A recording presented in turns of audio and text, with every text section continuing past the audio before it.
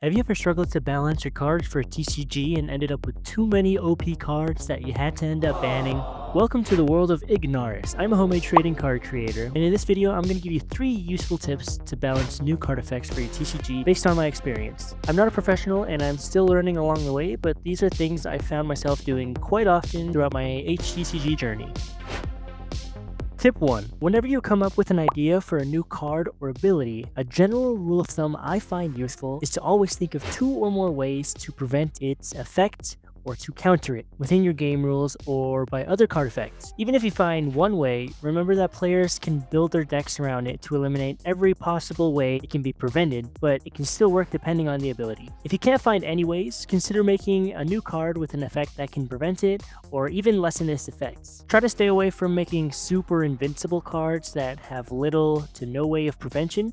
If you want to make a really rare card with an extreme effect, always add some sort of risky drawback equal to its effect to prevent players from taking advantage. My card Watunga has an ability that lets it revive if you have a beast in play on your next turn. 2 ways my opponent can counter it is by 1, using Brockamore's effect, which can punish me by killing one of my other entities with a cost of 6 or less, or 2, getting rid of all my beasts in time before my next turn.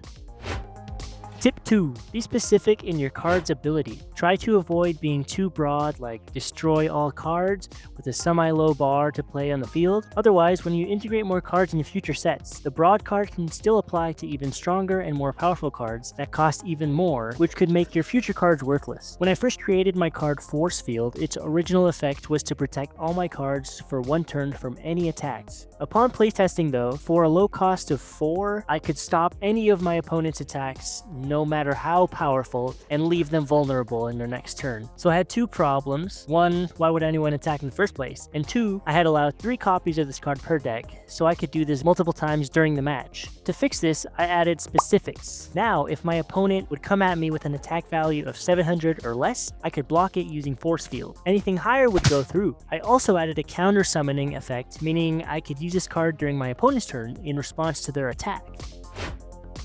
Tip 3. Playtest having one of that card in the deck versus multiple cards in the deck, and how does it affect game flow? Does it make the match more intense and fun, or anticlimactic?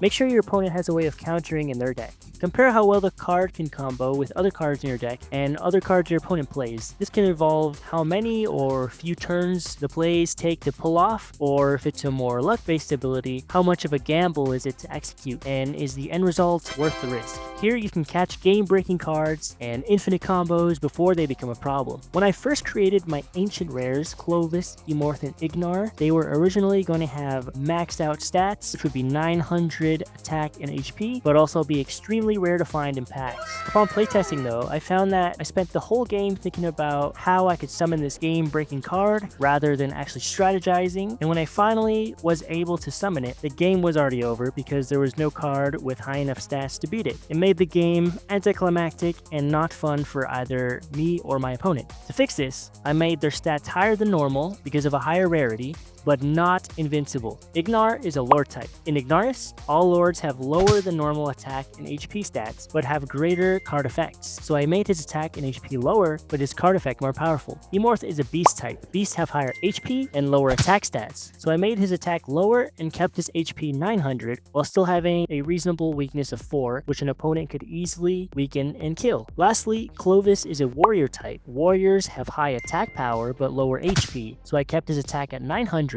but lowered his HP to a more reasonable 700 while still having a weakness of 4, which again is not too hard for an opponent to weaken even further. In the end, these fixes greatly improved my game flow and strategy, making it much more fun to play. If you want to check out how to play Ignaris TCG, check out this video here. Check out ignaris.tcg.com for cards, merch, arts, and more, and join the Discord for more htcg discussion. Hope you guys find these tips helpful. Thanks for watching and supporting. See you in the next one.